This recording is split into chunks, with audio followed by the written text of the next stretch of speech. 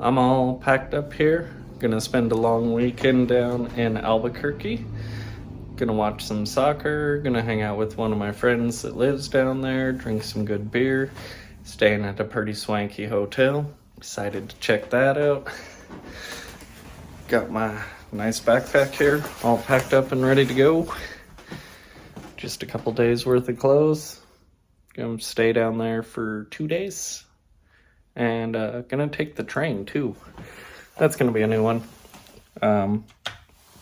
Not taking the train for work, I guess. So gonna hop on the train in Trinidad, ride to Albuquerque, a couple days down there, and then train back to Trinidad. About an hour drive to Trinidad from Pueblo. So gonna pick up some food and hit the road. Got the bag all loaded up. Got the coffee cup right there. Can't leave home without coffee. Gonna be hitting the road, running down Trinidad. Got an hour drive here. It's not a bad drive at all.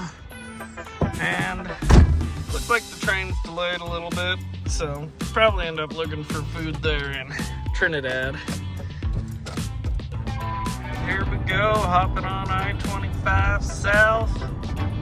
This is gonna be our road for the next 80 or so miles to get down to Trinidad. Be almost to the New Mexico border. One of the things about driving south of Pueblo on I-25 that I think is really neat is how you can see how variable the terrain is in Colorado. Here we are just basically in this flat brown desert, but right to my right of the highway here, you can see mountains, and very big mountains on top of that. And then, even farther down, you can see more mountains that are covered in snow still. So it really shows off how variable the terrain is here. We go from basically desert plateau to 14,000 foot mountains very rapidly. So after approximately 20 miles of driving, getting close to the Colorado City, Rye, San Isabel exit, and we've entered some terrain that's a little more similar to what you might imagine the foothills would look like. And then off to our right here, we still have the mountains, which are growing ever closer. Over here is the wet mountains, and prominently featured in the wet mountains, right in the center of frame here, is Greenhorn Mountain. Greenhorn Mountain is approximately 12,300 feet. Pueblo, 20 miles behind us, sits at approximately 4,500 feet.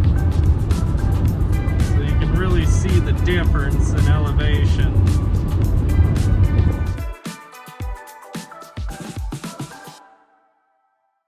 As we get down here farther south, we're really starting to get a good view of the Twin Peaks. Look like they got a decent amount of snow on them. They're looking mighty pretty this morning, bathed in the morning sunlight.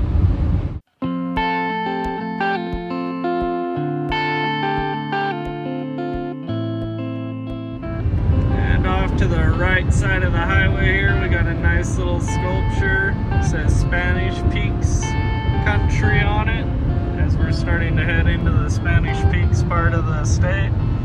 That would be your mountains in the, probably I'd call it south central part of Colorado. Definitely not as far west as you can go.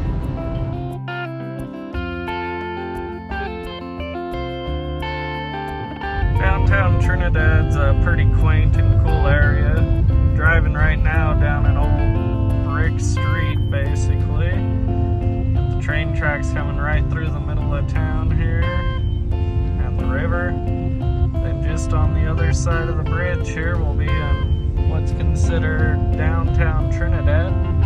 Not a very big city whatsoever, but has a really neat little downtown, pretty close to the mountains, some good food, neat little places, so it's worth a visit if you have a chance.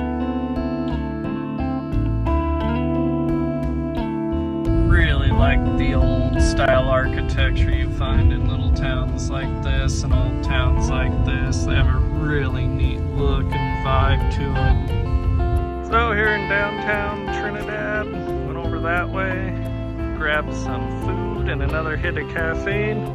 About ready to head to the station, wait for the train. It's really just a platform. It's kind of just a slide in and stop, throw people on the train and go kind of place. I think I may hear the horn off in the distance. I'm not sure yet. Scheduled to be here at 10:16, which is about an hour late, a little less, which is about par for the course for Amtrak, so I'm not overly surprised. But just waiting right now.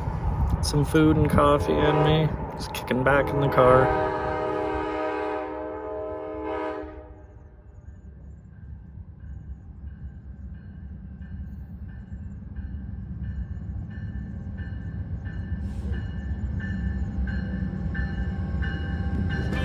As we depart Trinidad, Colorado, Amtrak passes underneath I-25.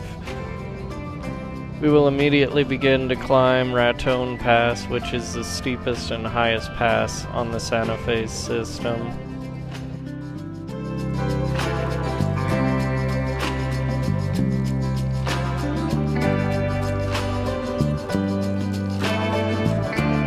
Just on the other side of Raton Pass in Raton, New Mexico, we get a short stretch break while they load and unload passengers from the train. Between Raton, New Mexico and Las Vegas, New Mexico, my lunch reservation came up. I was luckily able to get a reservation in the dining car, so I had access to the full lunch menu. It was a hard choice, but I went with the Monte Cristo. I did not regret it. So made our station stop in Las Vegas, New Mexico, and shortly after we left Las Vegas, New Mexico, we came to a stop while we waited for our sister train, Amtrak number 4, to pass us going the other direction back towards Colorado.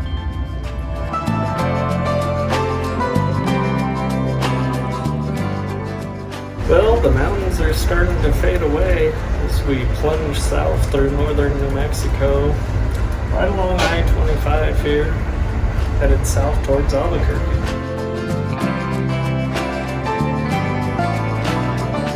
A little after 5 p.m. we finally made our way into Albuquerque. It had been a long day on the train and I was looking forward to stretching my legs, getting some fresh air, and mostly I couldn't wait to check out my hotel for the weekend. Stay tuned, we'll get a room tour of that here in a little bit. Got a nice bathroom here. Really digging it. Quite the shower we got here. Gonna be using that here pretty soon. Nice big comfy bed. And then my favorite thing here, nice balcony. Couple seats. Great view here. Fountain. Pool back there, hot tub. Did forget my swimming suit. Might have to go shopping. Hotel Chaco was located in a great location in Albuquerque. I would really like to check out its sister property, the Hotel Albuquerque, which is right next door. Across the street you had the Sawmill Market, which had a huge variety of different foods to choose from, which made it a great place if you were indecisive about what you wanted to eat, because you could find a little bit of everything there.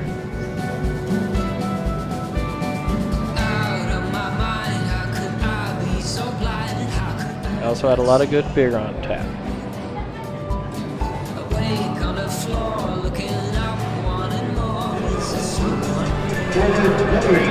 Set Superman. Forward number 9, Tyler Schultz. And the coach, Nikki Rittenauer. He's always there for you.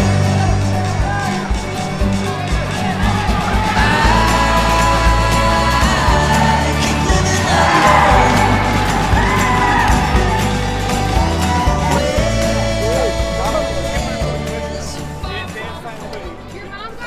Gonna be it for the Albuquerque trip. Just finished up some good food, beer. Now we're gonna hit the road home. Be about a 5-ish hour drive, give or take, so it's gonna be a while.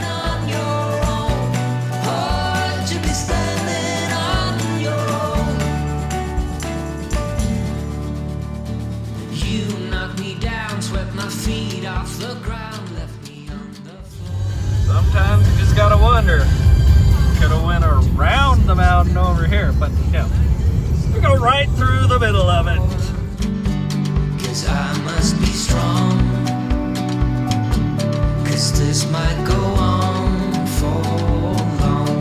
'Cause I was wrong, and he's always there for you. Loaded up in the car and getting ready to drive home. About an hour to go still. Not without a little excitement. Opened the door to get my bag out of his car, and the wind is just relentless today, so it decided to take some papers for a ride. So after a good sprint across the parking lot chasing papers, looking like an absolute fool, I'm all loaded up in the car and getting ready to drive home. So talk to you guys when we get home.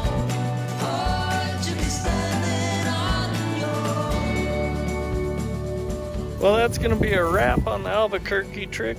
Just pulled up to the house here. As you can see, that relentless wind has followed us all the way from Albuquerque back home, which is lovely. Would be a beautiful day minus the wind, but what can you do? It is springtime.